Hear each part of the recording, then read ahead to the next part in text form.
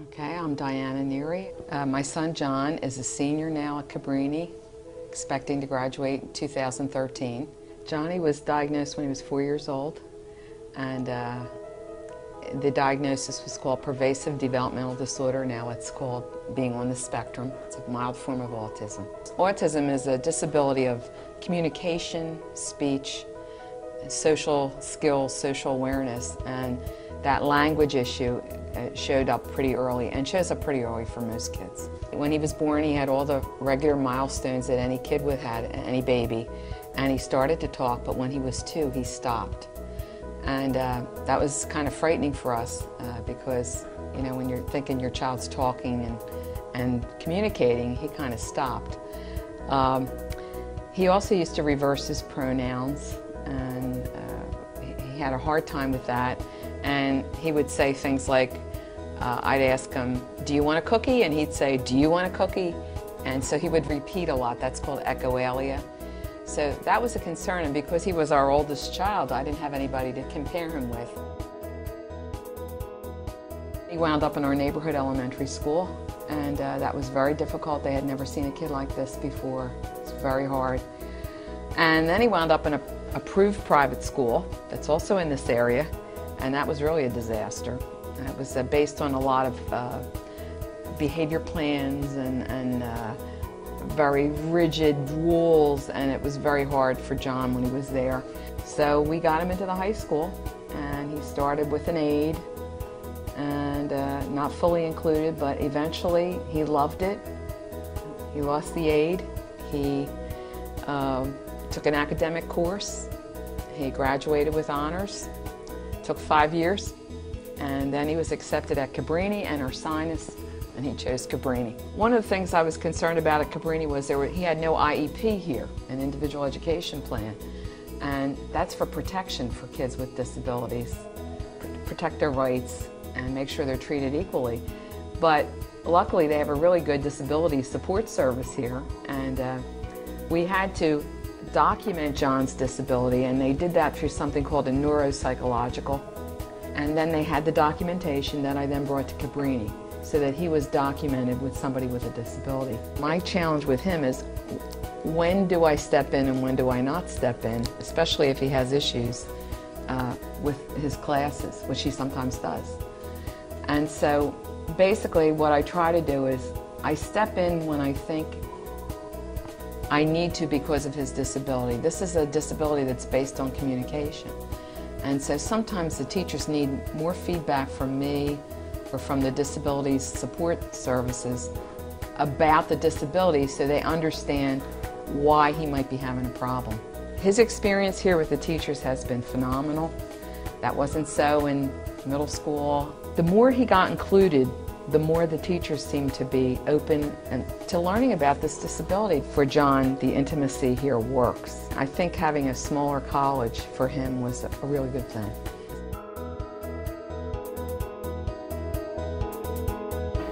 Emily Mancuso, and she was diagnosed with cystic fibrosis, 6 months of age, and born with cerebral palsy. She was very much looking forward to going to high school, and it was a tough transition, I think, from middle school to high school, but not because of her disabilities. It was just a transition that everybody goes through.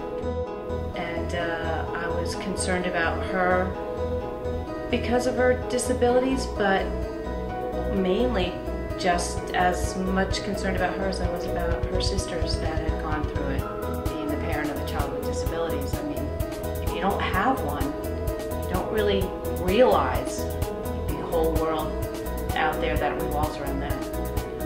I worried about her, of course I did, but she's fortunate in that her disabilities, while she has these disabilities, she certainly has so many more abilities than disabilities that we can be fortunate for the good things that she has. And it's really changed our lives for the better in many ways, as far as accepting reality, pushing forward. I mean, you know, the transition from one grade to the next was the same as I think it would be for any mom. I did worry a little bit more because she wanted to do so many things that, you know, she really had a difficult time doing. But she adapted, and she has a great personality. So, well, fortunately, she went close to home, and she chose a school that was small and very personable, and we got real good feelings from Cabrini when we went there to interview. And it's been a good choice. I was nervous, of course, because her freshman year she lived on campus, and I thought that would be good for her, and she thought that would be good for her, even though she was nervous too. And yeah, it was scary. It was scary, but everyone there has been wonderful. So I really think it depends on your child and the school that they choose to go to. She and her sister, who has mild CP, were involved in some athletic groups for children with disabilities. And then we did meet those parents, and like I said, it's a whole nother world. Those parents are tremendous. I mean, what's happened to us as far as how the roads our lives have gone and the disabilities, if you want to call it that, of Emily, it's other people have it so much worse, you know, and the people are so strong, and you find that people just look on the positive side. You know, I really haven't, while I wish that everything could be perfect for her sake, we've learned so much, and so has she. I have to say the public school system has been wonderful, and then when we went to Cabrini and we were introduced to the DRC, we couldn't ask for anything more. They've been wonderful, and really have taken a lot of the stress off of us worrying about, is she going to have time, and is she going to be assisted when she needs assistance, and things like that.